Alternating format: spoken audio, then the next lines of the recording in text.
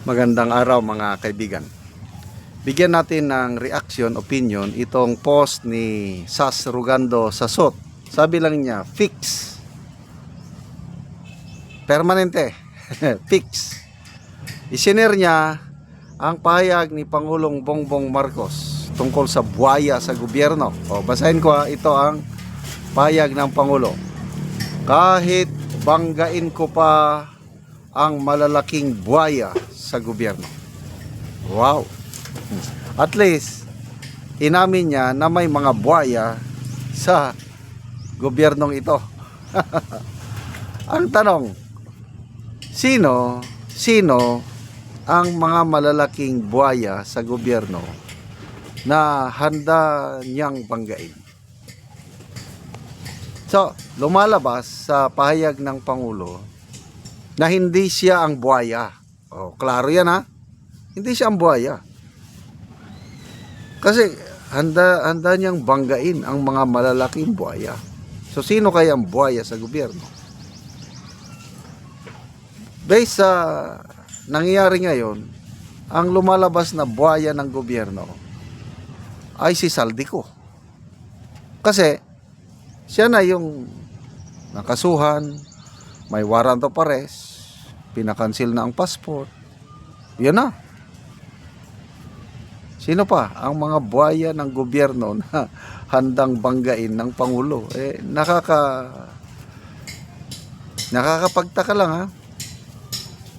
Kasi nung hindi pa nagsasalita si Saldico, wala silang galaw laban sa kanya. Sabi ng Pangulo, hindi pwedeng i-cancel ang kanyang passport. Kailangan ng due process. Ganon sila nung una eh. Bakit nung nagsalita si Saldico, ibinunyag niya yung alam niyang katotohanan na lumalabas sa pahayag. Kung maniwala kayo sa aligasyon ni Saldico, ang utak ng mga nakawan na ito ay walang iba kundi ang Pangulo at ang Speaker of the House. Kasi Speaker at Pangulo ang dinideliveran ng bilyones. Ang Pangulo ang mismong nag-utos ng budget insertion 100 billion na mayroong accurate na resibo. Pinag-aralan ni Senator Lacson mismo at kinumpirma nga totoo nga may budget insertion.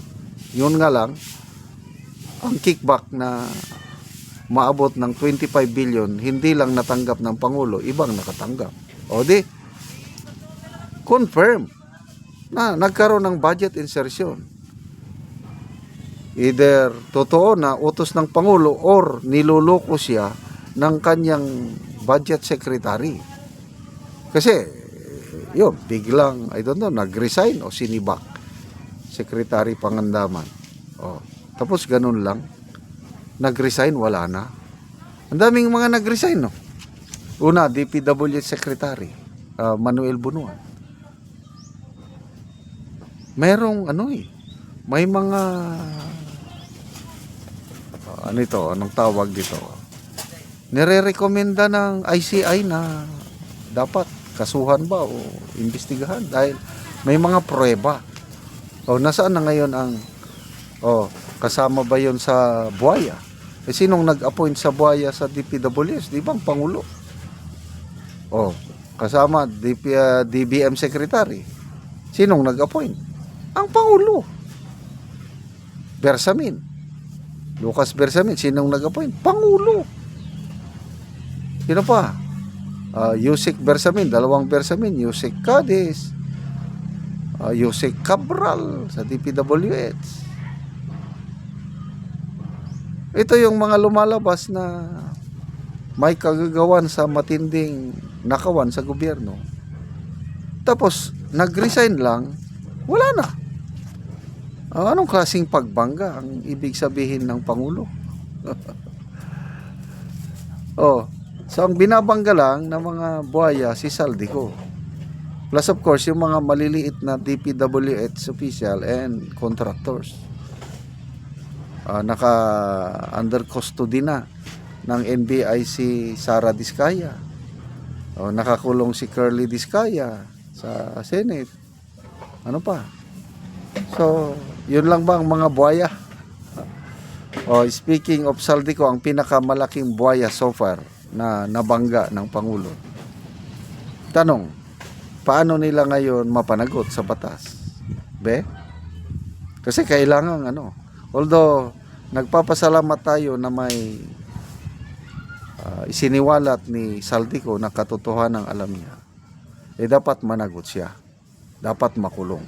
Paano nila mapakulong kung hanggang ngayon di nila alam kung nasaan? Desperado sila Pati ang secretary ng DILG humihiling na ng tulong sa mga OFWs. Kung makita nyo si Saldico, picturean nyo naman at ipaalam sa amin. O ano kayo? Wala kayong intelligence confidential funds? Bakit nyo utusan ng mga OFWs? Ang mga OFWs sabi, ayaw namin nga. Kayo ang maghanap, hindi kami. Yun, wala na.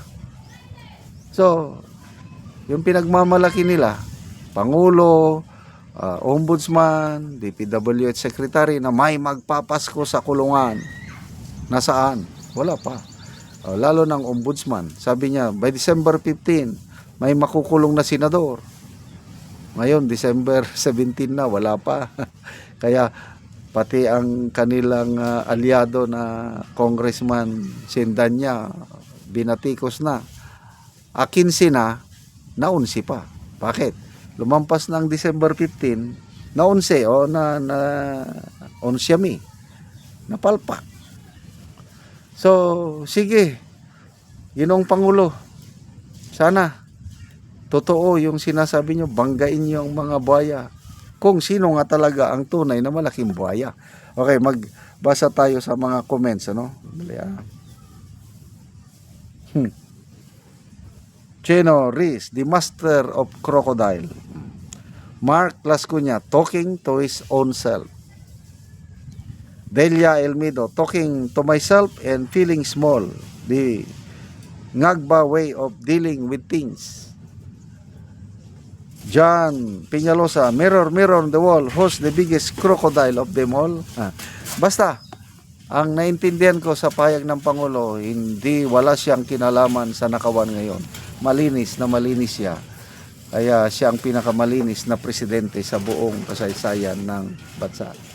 Salamat mga kaibigan sa inyong pagsubaybay sa ating channel. Nakakatulong kayo ng malaki sa tribong Talandig ng Bukidnon dahil ang income natin sa channel na ito pantulong sa tribo. Namimigay tayo ngayon ng mga libreng yero at pako para makapagpatayo sila ng mas maayos na tirahan. Panoorin nyo ang video na ito. Karon mag-atok na gyud si Kuya. Kuhaon na niya ang ngero nga buslot ni Nanay daw.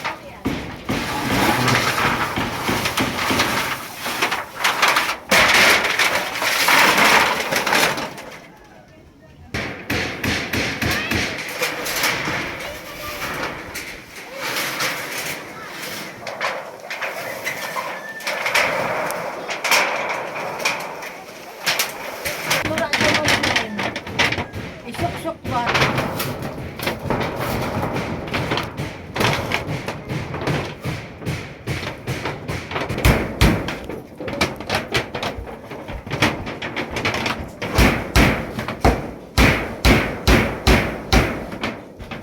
Karon naman na gyud ang pag-atok ni Kuya balay. So maayo na gyud nga tan-awon. Kadili naman ingon pareha ganin na nga buslot. Karon naman na gyud sa pag-atop. So maayo na nga tan-awon dili na pareha ganin nga mabuslot.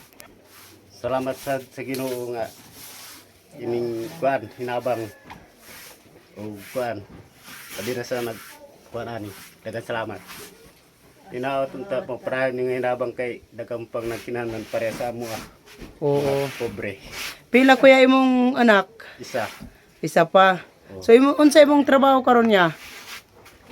Sinipro Sumipro. o So kada adlaw kada trabaho. taga adlaw. Domingo Domingo rang may trabaho po. pahulay. So magkasuporta na sa imong mga anak kuya. makasuportar mo yun. Wala gid pagpalit og bugas unsa pa dek kinahanglan Bugas ra gyud ang makuan kuya, mga port. bugas ra gid. Sa panangyero kuya nga pangatop. So Wa na gid mabudgetan. wala na nabudgetan. So igo lang sa pagkaon imong trabaho kuya. Igo ra gid sa pagkaon napagid binulan nga motor Oh, salamat kayo kuya.